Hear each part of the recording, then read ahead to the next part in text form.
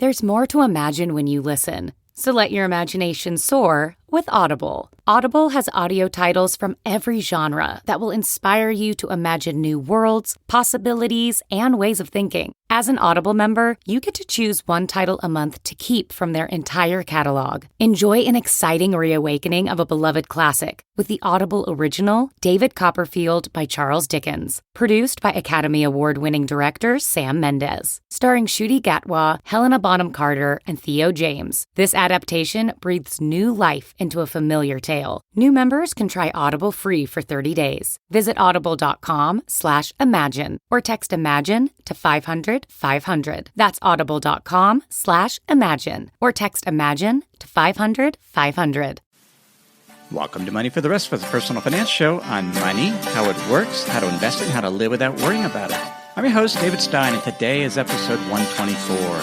It's titled, Build Your Inventory, Discover Your Theme.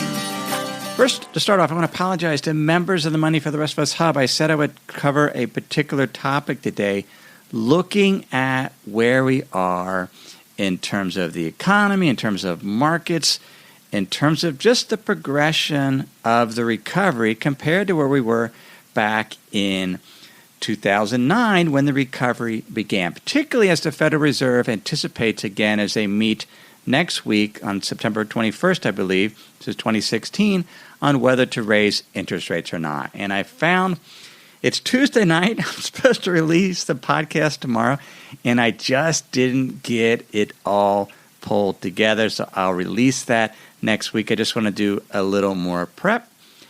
And as a result, we're going to cover something else. As I sat down Monday, my process is to start writing, and I began, and I just didn't pull it all together. So today I want to talk about, first let me relate a story. When I was in the Yucatan in 2014, we stayed at Hacienda San Pedro Nopat. This is an hacienda on the outskirts of Merida. It's owned by a Canadian couple. We've stayed there a few times.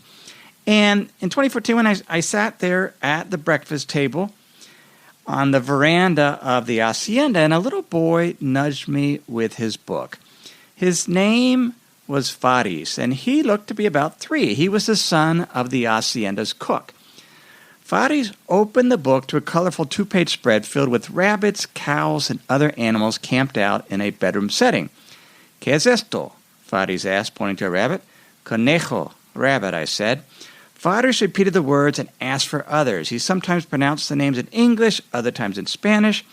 He pointed at more objects on the page, each time repeating, ¿Qué es esto? It was clear he already knew the answers as evidenced by the book's well-worn pages. He just wanted to revisit the thrill and freedom of knowing what something was named. The thrill of learning something new. Helen Keller, in The Story of My Life, echoed the same thrill when she first learned the power of words.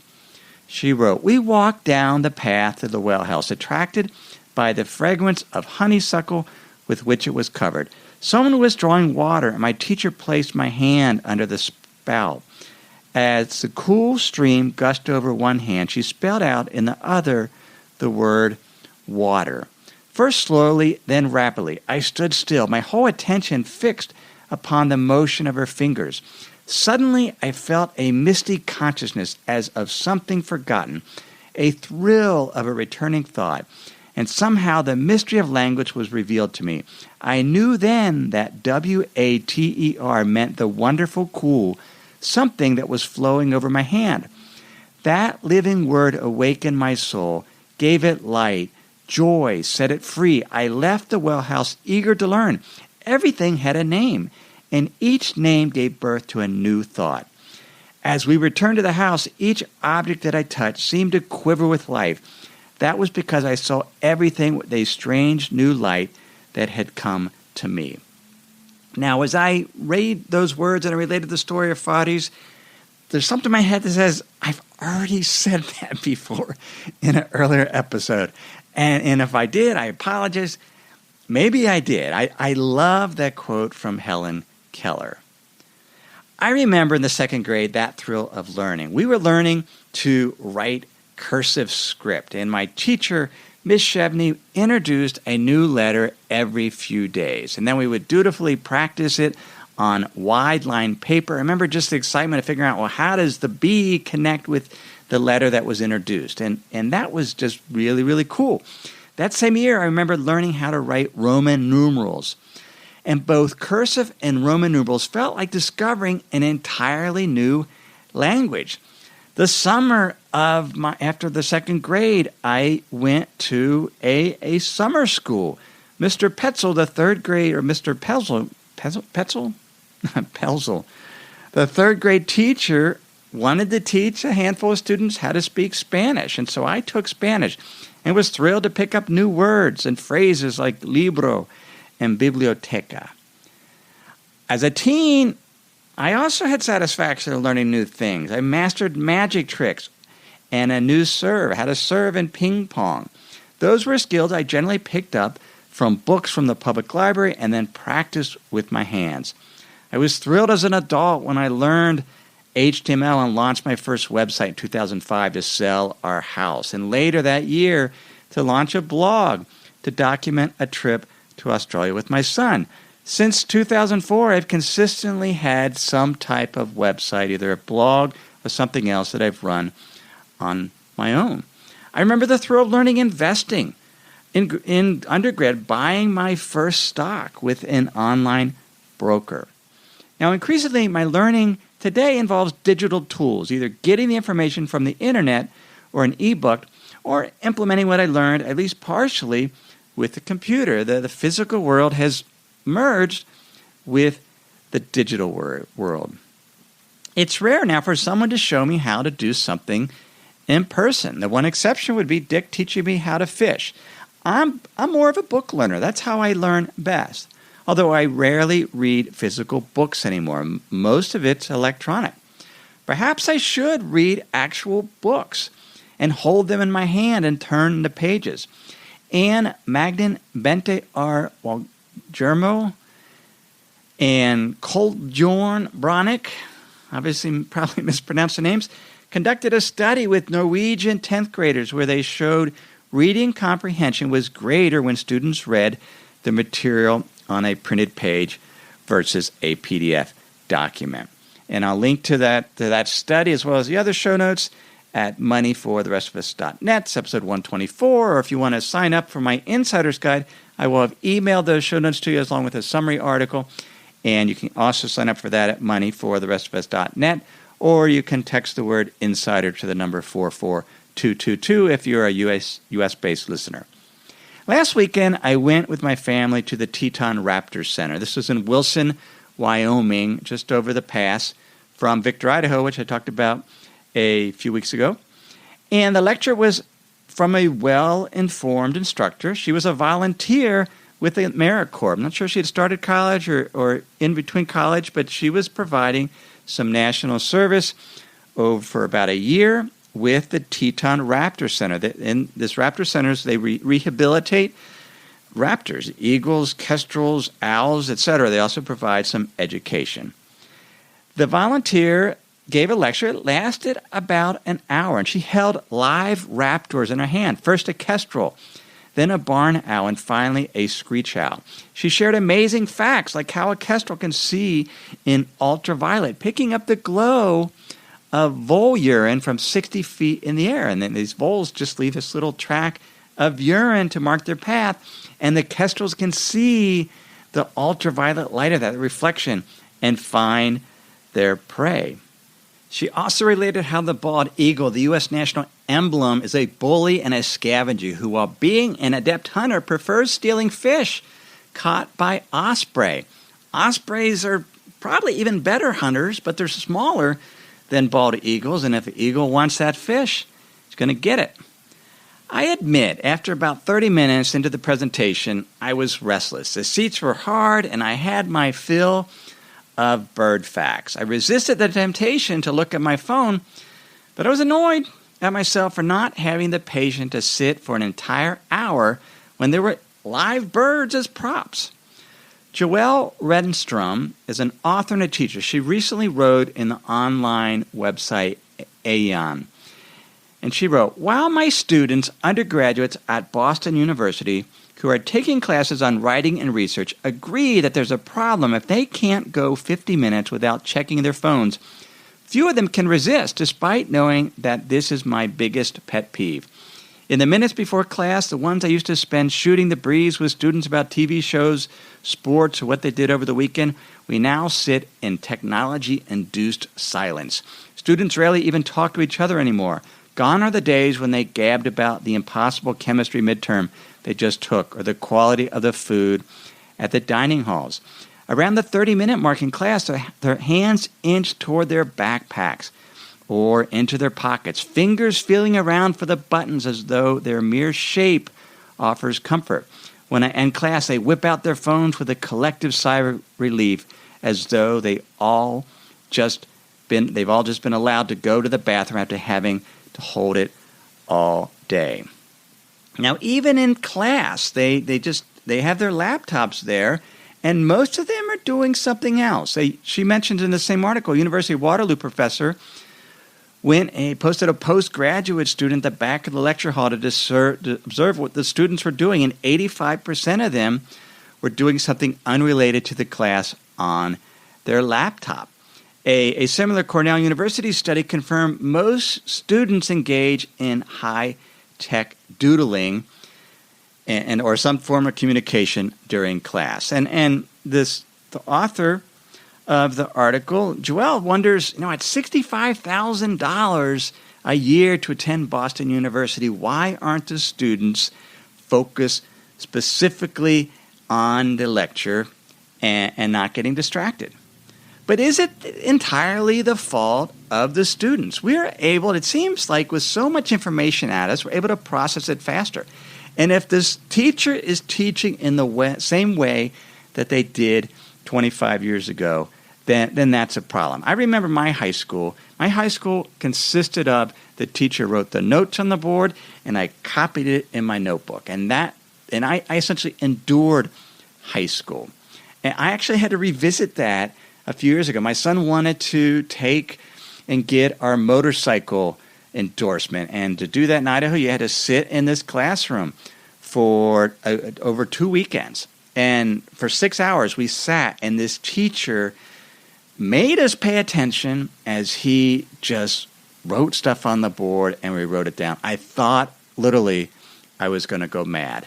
Later in the day, we got to ride the motorcycles around the parking lot. We never rode on the street. I probably couldn't ride a motorcycle today if I had to, but I have my endorsement because I could ride in the parking lot. Let me pause here to share some words from this week's sponsors. I bought a used denim coat from a reseller, Odyssey Rebuild. I'd never heard of them. They came across my Instagram feed. But I took the leap. I bought the coat, and once I saw the reseller was using Shopify, I felt a lot more confident in my purchase.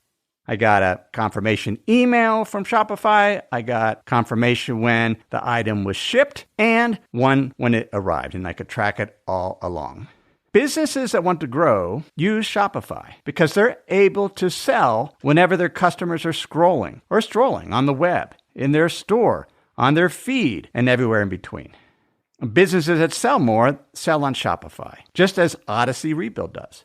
Most of the e-commerce I do with small retailers, they're using Shopify. And you can upgrade your business and get the same checkout Odyssey Rebuild uses. Sign up for your $1 per month trial period at shopify.com/David, all lowercase. Go to shopify.com/David to upgrade your selling today. Shopify.com/David. Ever wonder how much of your personal data is out there on the internet for anyone to see? More than you think. Your name, contact info, social security number, and home address. Even information about your family members. That's why I personally recommend and use Delete Me. Delete Me finds and removes any personal information you don't want online and makes sure it stays off. I've been using Delete Me for 9 months now, and they've removed a ton of my personal data from the internet and sent me regular personalized privacy reports showing info they found, where they found it, and what they removed. I just got my latest quarterly report from them. Delete Me does all the hard work of removing yours and your family's personal info off the web. Take control of your data and keep your private life private by signing up for Delete Me now at a special discount for our listeners today. Get 20% off your Delete Me plan when you go to joindeleteme.com/David20 and use promo code David20 at checkout. The only way to get 20% off is to go to joindeleteme.com/David20 and enter code David20 at checkout. That's joindeleteme.com/David20, code David20. Now, I'm finding that I'm starting less books this year, and certainly I'm finishing less. My attention span is shorter, and my impatience with mediocrity is greater. I don't finish as many books. If they got to earn the right to read to the next chapter, as Seth Godin says. But one of the things I find I still can do is I can hike for a half day or fish. I can get lost walking in the city. And remarkably, what I have found is if I'm listening to a podcast while I'm doing something else, while I'm walking or going, and I don't typically have a podcast on while I'm actually in the river fishing, but I have in terms of walking to where we're going to fish if I'm by myself, I find I actually remember things better when I'm doing something else as I'm listening. And maybe you've experienced the same thing. I can actually remember where I was when something particular specifically was said in the podcast. So it's sort of the movement and the location of being somewhere helps me remember that. And there appears to be, I couldn't find a really, really good study, but some of the anecdotal evidence suggests that some type of stimulating activity, be it physical activity or color or novelty, that are baked into routine tasks helps us, stimulate us, and helps us improve our performance, our comprehension, and reduces sort of the disruptive behavior, which is why usually in a lecture people are moving around. They're doodling or something. I think that's more natural. Now, I've mentioned some of the skills I've picked up over the years. Many of them I don't do anymore. I don't write in cursive anymore. I don't even know how to connect the letters. I don't do magic tricks.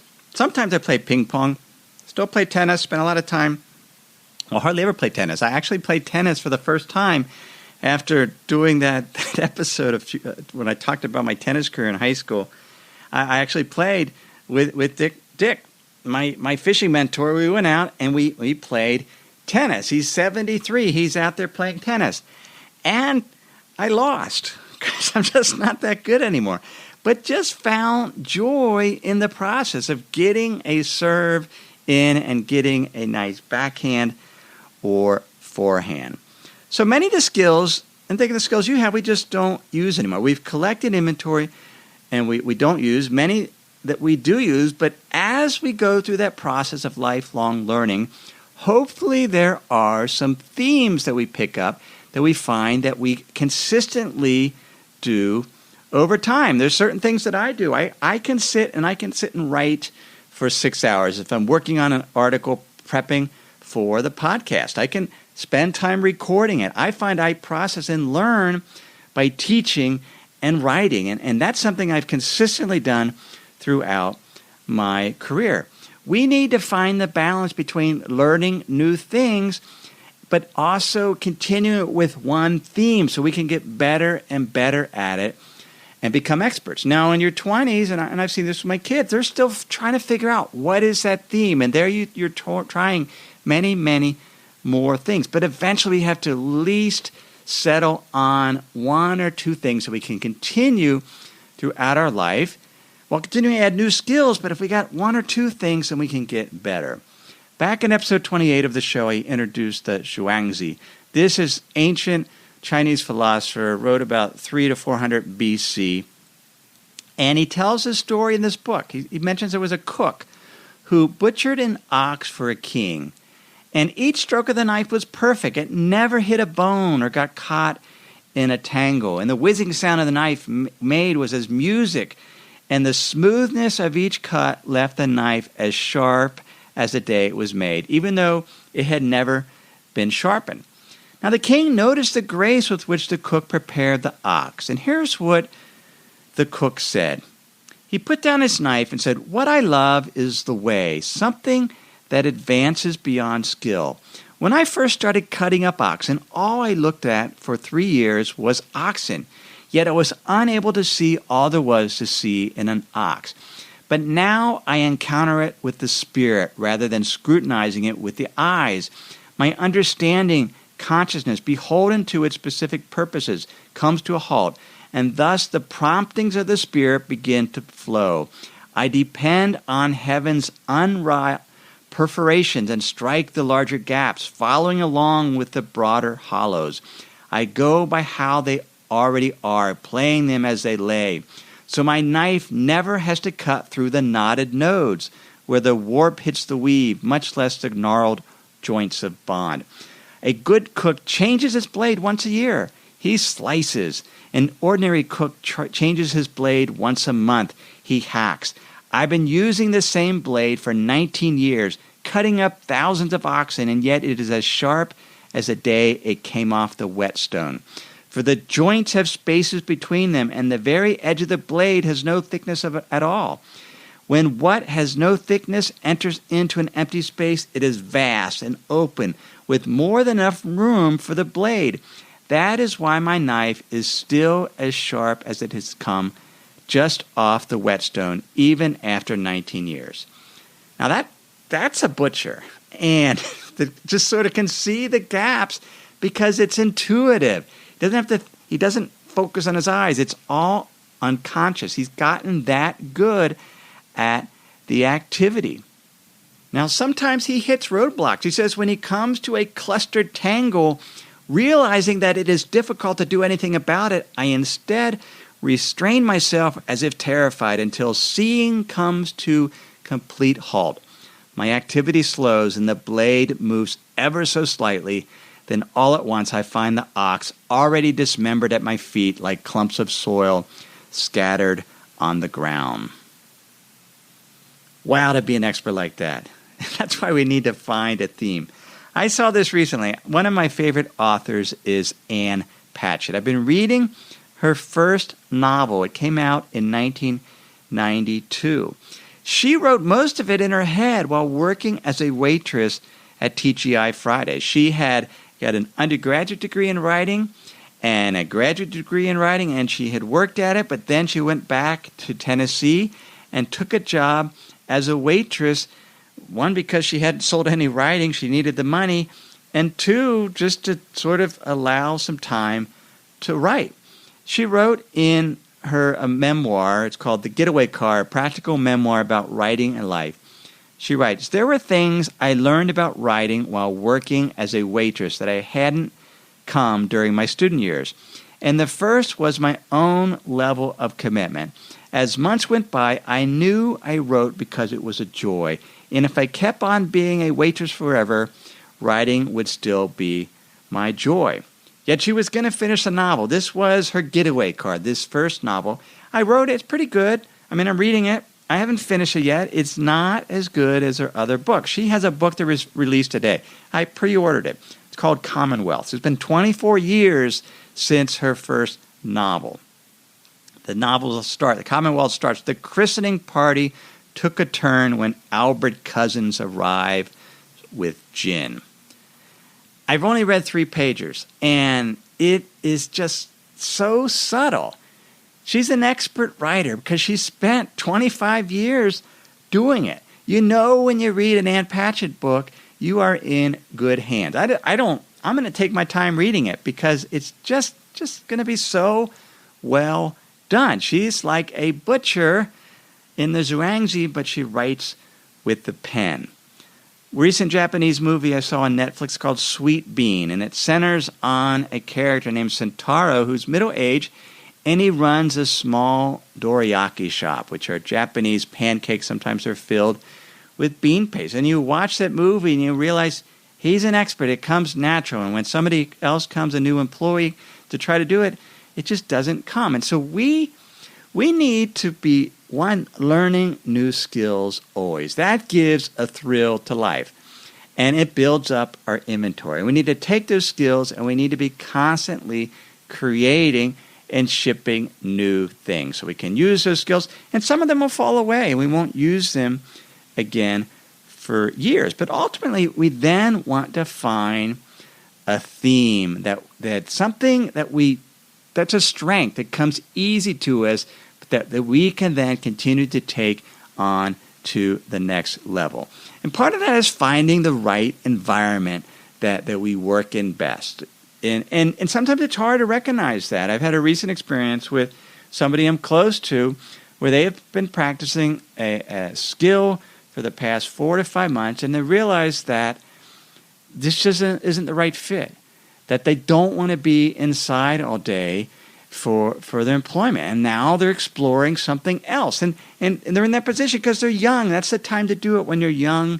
And in your 20s, as you add new inventory, you add new skills, and ultimately you want to find that theme that you can continue through the rest of your life. So you could become an expert writer, an expert butcher, like on the Zhuangzi, perhaps an expert tennis player, an expert photographer. But we have to find that theme, because what a joy it is to have done something for decades to get better and better and better, and not to rely and try to expect to necessarily get paid for it, to worry less about the outcome and more on the joy in the process of doing. So that is episode 124, shorter episode today. As I mentioned, you can get show notes on moneyfortherestofus.net and also on the homepage, because today's episode is a little shorter. There is a free investment course. I just loaded this a couple weeks ago. This is one of the courses on the Money for the Rest of Us Hub, and I'm making it available for all listeners of the show, or anyone that finds it. It's called Learn to Invest in 7 Steps. Over 3 hours of content, 20 lessons. We start at the very beginning, how to open a brokerage account. We also talk about what are stocks, how do you find a stock, what are ETFs and ETNs, what are some of the risk of ETFs and ETNs, what about mutual funds, closed-end funds. We talk about asset allocation, why focus on asset classes. I share some of the key learnings from my investment mentors, and we talk about continuing to keep experimenting. And if you sign up, I'll send you some additional value-added content.